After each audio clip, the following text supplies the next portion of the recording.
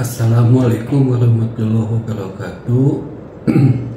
Bagaimana keadaannya hari ini teman-teman? Mudah-mudahan kita semua diberikan kesehatan serta rezeki yang berkah, amin. Polemik ijazah Bapak Jokowi masih menjadi topik yang hangat dan entah sampai kapan selesainya, malah semakin melebar kemana-mana. Kalau diperhatikan, setelah ijazah Bapak Jokowi yang dianggap palsu, terus skripsinya, setelah itu tempat KKN-nya, terus ijazah yang dicetak di Pasar Pramuka. Ya, mudah-mudahan Polda Metro Jaya segera menyelesaikan polemik ijazah ini. Negara lain sudah membahas mau perang dunia 3, Iran, PS Israel, dan AS ini masih membahas masalah ijazah. Maaf bila ada yang berbeda pendapat, itu hal yang biasa, bukan saya bermaksud menyudutkan salah satu pihak. Video yang saya tampilkan sekarang, Bung Rismon menanggapi ijazah yang dicetak di Pasar Pramuka menurut Bapak Beton Suryadi, dan juga mengungkapkan hasil investigasi kemarin di salah satu acara stasiun televisi, dan juga di situ ada pengacara hukum Bapak Jokowi. Kita simak videonya teman-teman. Selamat malam, Bang Rismon, Bang Rifai, apa kabar? Selamat malam, Mas Davi. Selamat malam, pemirsa. Baik. Saya ke Bang Rismon terlebih dahulu. Bang Rismon, yang menarik dari apa yang dikatakan Bang Betor adalah nama politisi senior Andi Wijayanto ini disebut-sebut. Nah, bagaimana Anda melihat ini? Apakah jangan-jangan juga Anda sudah bertemu dengan Bang Andi Wijayanto dan menceritakan perkara ini? Ya, memang saya sudah bertemu ya di Semarang dengan Pak Andi Wijayanto, ya, berkesempatan untuk bertemu dan kita tanyakan apakah mengenal tim Jakarta dan tim Solo yang disebut oleh Bang Betor Suryadi. Beliau mengatakan yang mengenal baik David ya, Anggit dan Widodo. Dan kami juga berkesempatan bertemu dengan para aktivis, sejumlah aktivis di Solo. Mereka juga mengenal ya tiga orang tersebut yang merupakan tim dari Solo, yaitu yang saya katakan tadi. Jadi memang confirm bahwa ketiga orang tersebut juga real begitu. Dan aktivis Solo juga mengetahui juga ya tentang Dani Iskandar kalau nggak salah, alias Denis. Jadi memang ya real. Inilah makanya kebenaran itu akan mencapai konvergensi, ya, konvergensi di mana diawali dengan lembar pengesahan skripsi itu yang sangat modern dan satu-satunya di dunia, bahkan di Amerika pun belum ada lembar pengesahan skripsi sangat advance seperti itu di tahun 1985. Dan hari ini saya juga mengunjungi UGM ya untuk bertanya langsung khususnya di perpustakaan Fakultas Kehutanan UGM. Ya, untuk membandingkan bagaimana skripsi-skripsi tahun 1985 ketika Pak Joko Widodo katanya lulus tahun 1985. Dan herannya semua skripsi tahun 1985 itu sudah disita atau diamankan oleh pihak UGM. Padahal itu hak publik untuk melihat.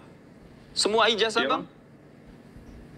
Semua skripsi tahun 1985 di tahun kelulusan katanya Pak Jokowi lulus, itu harusnya kan bisa diakses oleh publik, ya. Tetapi di perpustakaan Fakultas Kehutanan UGM itu semua skripsi tidak ada.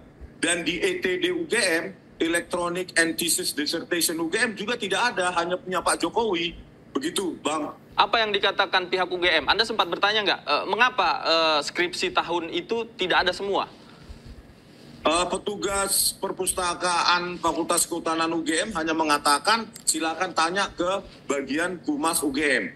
Nah, setelah kita tunggu selama sekitar 2 jam, koordinator Humas UGM katanya petugas di sana itu sedang ada dinas di luar kota. Jadi minggu depan saya akan datang lagi sampai bisa bertemu dengan rektor dan wakil rektor UGM. Terutama wakil rektor UGM, Bu Uning, yang telah menjanjikan kami untuk merilis video pertemuan tanggal 15 April 2025. Supaya, karena kami dituduh menghasut, di dalam pertemuan itu bisa kita buktikan bahwa kami tidak ada niat menghasut dan kami hanya datang ke tempat alma mater kami di mana kami dididik dan lulus. Begitu, Bang. Baik, saya ke Bang Rifai. Bang Rifai, tanggapan Anda, skripsi tahun 85 ini tidak bisa diakses semuanya. Padahal jika bisa diakses, paling tidak bisa dibandingkan, kemudian bisa dikonfirmasi, baik itu teksnya dan lain sebagainya. Ya, pertama sebenarnya kan keterangan ini lebih tepat dikonfirmasi kepada pihak UGM ya. Apakah benar yang disampaikan Bang Rismon ini kan harusnya dikonfirmasi ke UGM ya, karena ini kan cerita sepihak ya. Tapi sekedar informasi saja. Kemarin kan teman-teman mempersoalkan tidak adanya atau diamankannya beberapa koran di Kedaulatan Rakyat ya. Padahal itu memang sengaja diambil oleh Bareskrim ya, bahwa untuk apa? Untuk kepentingan pembuktian di sana gitu sifatnya. Jadi kembali lagi kalau sudah siap tersangka, padahal ini kan diambil untuk pembuktian. Lalu dianggap seolah-olah diamankan atau diapakan gitu. Padahal ini jelas untuk kepentingan pembuktian. Manakala nanti ada pihak-pihak eksternal ingin menguji apa yang terjadi di Bareskrim, maka semua evidence sudah di tangan penyidik. Jadi saya juga tidak tahu pasti apa yang terjadi terhadap skripsi ya, bukan ijazah, beberapa contoh skripsi. Nah, tapi apakah ini juga bagian dari itu? Maka sebenarnya untuk hal ini lebih bagus kita tanyakan kepada pihak UGM. Tapi menarik satu mungkin, Bang, mengenai apa yang disampaikan oleh Pak Betor Suryadi ini ya. Kalau nggak salah Pak Betor Suryadi ini kan waktu itu juga sempat datang dengan rombongan Pak Rismon, datang ke UGM, Pak ya. Waktu datang ke UGM itu rame-rame dengan rombongan Pak Rismon. Saya tidak kenal Pak Betor, sampai saat ini juga saya nggak kenal, cuma tahu dari media. Iya, tapi ada satu tayangan yang bilang waktu itu juga ada dalam rombongan, katanya duduk sebelah kiri. Artinya kalau betul itu berita ya, intinya kan Pak Betor ini kan sebenarnya orang lama ya, orang lama yang sudah mengikuti proses ini tapi baru membangun cerita baru gitu loh. Jadi saya sih melihat ini hanya sebuah kejutan-kejutan saja untuk mencoba mementahkan apa yang terjadi di Bareskrim hasil puslapor. Apalagi kalau kita ikuti ya, dari segi tata waktu yang dijelaskan pun juga membingungkan. Waktu ditanya oleh reporter iJust, dari mana Anda tahu ini kepalsuan ini? Dari cerita Bambang Tri, padahal itu tahun 2022. Tentang terkait mantan rektor Pak Sofyan itu juga 2025. Jadi bagaimana di 2012 ya mencurigai ada kepalsuan, tapi berangkat dari data tahun 2022 dan 2025. Jadi banyak yang tidak logik. Lalu juga sifatnya ini kan testimonium di auditu. Jadi cerita dari cerita dalam hukum itu tidak bisa cerita dari cerita itu menjadi pegangan ya. Ada istilahnya testimonium di auditu ya. Harus orangnya langsung menjelaskan langsung, itu pun diuji. Apakah dia relate dengan circumstance evidence lainnya atau sekedar membangun cerita baru ya untuk mencoba menggugurkan hasil Bareskrim. Jadi kalau saya sih melihat ini lebih kepada gimmick-gimmick ya. Apalagi saya tidak percayalah partai sebesar PDIP mengusung gubernur 1 kali, presiden 2 kali, apalagi sudah diketahui oleh para petinggi adanya misalnya ijazah palsu. Saya pikir ini riskan sekali sebenarnya digulirkan ya, tapi saya nggak ngerti juga ini arahnya kemana. Ya, apalagi politisi senior nama Andi Wijayanto begitu berani disebut-sebut, padahal waktu itu PDI Perjuangan kan mengusung Pak Jokowi di Pilkada Jakarta begitu, Bang Rifai. Betul, dan saya ikuti juga waktu wawancaranya Bang Rismon dengan Pak Andi ya. Pak Andi hanya menjelaskan beliau tim ses, beliau bertanggung jawab terhadap administrasi, beliau mengenal nama-nama, tapi beliau sendiri juga tidak bilang bahwa ada kerjasama untuk memasukkan dan segala macamnya. Jadi saya pikir ini berita sepenggal-sepenggal yang masih harus diuji gitu ya. Terus yang menarik satu lagi, kalaupun diikuti cerita itu, pertanyaannya Pak Jokowi 2 kali ikut Pilkada Solo, lalu pakai ijazah UGM yang mana kan begitu? Jadi menurut saya ini masih jauh lah. Artinya bahwa mau dicoba ini di challenge untuk menggoyang hasil puslapor, saya menghormati. Tapi kita tetap harus konsen dengan fakta-fakta yang sudah teruji. Mungkin itu komentar Bang Rismon, silakan ditanggapi. Berani nggak untuk di-challenge argumentasinya, kemudian apa kata-kata Betor ini jika memang harus diuji kan artinya harus ada bukti-bukti yang memang untuk membuktikan pernyataannya begitu? Ya, pihak kami ya karena kita harus berbasis sains dan materi, coba Bareskrim maupun Polda Metro Jaya itu jangan cherry picky ya, jangan memilih-milih saksi yang berkenaan dengan kesaksian Pak Jokowi dipanggil, diperiksa. Nah ini yang kontra juga harusnya dipanggil dan diambil keterangannya, seperti Pak Betor Suryadi, Denny Iskandar, David, Anggit, dan Widodo. Kenapa tidak begitu?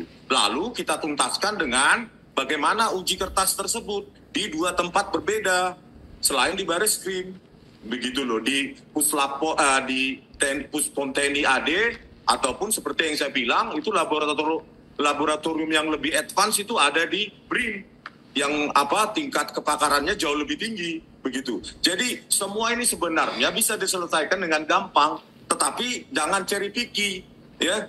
Cherry picky dalam memanggil saksi, panggil juga semua, ambil keterangannya di pasar pramuka mana, siapa yang membuat. Begitu loh. Karena apa? Karena kalau kita cherry picky maka kebenarannya itu jadi memihak. Maka tidak menjadi kebenaran hakiki. Apalagi ya sampai saat ini tidak bisa dibuktikan dari pengacara Jokowi maupun pihak Pak Jokowi belum ada lembar pengesahan skripsi se-advance, semodern lembar pengesahan Pak Joko Widodo. Di Amerika pun tidak ada itu. Itu tidak masuk akal lembar pengesahan seperti itu, yaitu merupakan lembar pengesahan hasil reproduksi dengan teknologi yang jauh lebih advance. Begitu Bang. Baik, Bang Rifai silakan ditanggapi. Ini lembar pengesahannya nih sangat canggih begitu. Ya kalau itu kan sebenarnya sudah terjawab ya, kalau memang Bang Rismon mengikuti. Pembuatan lembar pengesahan itu sama-sama dipercetakan perdana bersama dengan sampulnya gitu ya. Jadi kalau kembali lagi kalau itu kan sudah diterangkan dan itu identik loh semua skripsi pada tahun itu ya, yang sama-sama perdana, coba yuk bandingkan. Di lembar pengesahannya sama, memang menggunakan percetakan semua karena memang ingin didesain lebih baik ya. Itu yang kita dapatkan keterangan saat itu. Jadi kembali lagi harus dibedakan. Kalau hasil ketikan kan jelas ketikan Pak Jokowi di pengantar daftar isi itu betul-betul ketikan mesin tik yang zaman dulu. Tapi untuk cover dan lembar pengesahan memang menggunakan percetakan perdana saat itu. Jadi ya, dan ini semua sudah diuji oleh lapor ya, sudah diuji keraguan-keraguan ini ya. Sudah terjawab ya, bahkan sudah mengcompare, termasuk juga sudah dibandingkan antara skripsi itu kan kemarin juga menjadi 2 objek ya, selain ijazah juga skripsi, jadi seharusnya sudah terjawab. Tapi ya, saya sih menghargai lah bahwa intinya teman-teman ingin melakukan pembelaan yang monggo kerso, tapi kalau menurut saya kami dalam satu sikap puslapor sudah harus selesai, Pak Mabespori sudah harus selesai, final, bahkan kami keberatan dengan gelar khusus. Nah, ada forum lain di Polda, kalau memang ada istilahnya saksi-saksi yang bisa mematahkan itu silakan ajukan di Polda nanti dalam tahap penyidikan. Tentunya kan setiap pihak bisa mengajukan saksi, demikian mungkin. Oke, Bang Rismon, Anda kan sudah berkali-kali begitu menelusuri, termasuk ke rumah Pak Kosmujo, kemudian Anda juga ke UGM. Apakah Anda juga mencoba menelusuri bagaimana mungkin desa tempat Pak Jokowi KKN begitu untuk menemukan fakta-fakta lain? Iya, fakta yang kami temukan ya setelah Pak Dirtipidum mengumumkan bahwa lokasi KKN Pak Joko Widodo adalah Kecamatan Wonosegoro, Kabupaten Boyolali pada tahun 1983. Setelah itu kami datangi ya Kepala Desa Ketoyan mengaku bahwa ada seseorang berkacamata diantarkan naik Vespa begitu dan diasumsikan itu Pak Joko Widodo. Dan Bu Kepala Desa mengatakan hal itu terjadi tahun 1983. Jadi bersesuaian dengan tahun di mana Pak Dirtipidum mengumumkan tahun KKN Pak Jokowi. Tetapi hal itu dibantah sendiri oleh Pak Jokowi. Pak Jokowi membantah bahwa tahun KKN beliau adalah awal dari tahun 1985. Hal ini kan sama, konsisten dengan kejanggalan ya, penyangkalan dari Pak Kasmujo yang dikoreksi Pak Jokowi dari pembimbing skripsi yang di video tahun 2017 menjadi pembimbing akademik, dan keduanya dibantah Oke. Dan itu live di video saya. Bayangkan, jadi banyak sekali serpian-serpian kebenaran yang harusnya dicari oleh Bareskrim. Makanya saya bilang, jangan cherry picking. Oke. Jangan memilih-milih. Kalau yang berkesesuaian dengan keterangan Pak Jokowi, dipanggil, diambil keterangannya, tetapi yang kontra justru dibiarkan begitu saja. Baik. Ini kan kebenaran menjadi berpihak begitu. Begitu, Bang. Oke, masih banyak serpihan-serpihan puzzle-nya nanti seperti apa, kita tunggu terus Bang Rismond untuk merangkai puzzle-nya untuk kemudian diuji oleh Bang Rifai. Baik, terima kasih banyak Bang Rismond. Bang Rifai juga terima kasih banyak. Selamat malam Bapak-Bapak. Sama-sama, terima kasih Bang Raffi. Nah itu teman-teman videonya, silakan pendapat kalian ditulis di kolom komentar, jangan lupa juga di subscribe, di like dan di komen. Assalamualaikum warahmatullahi wabarakatuh.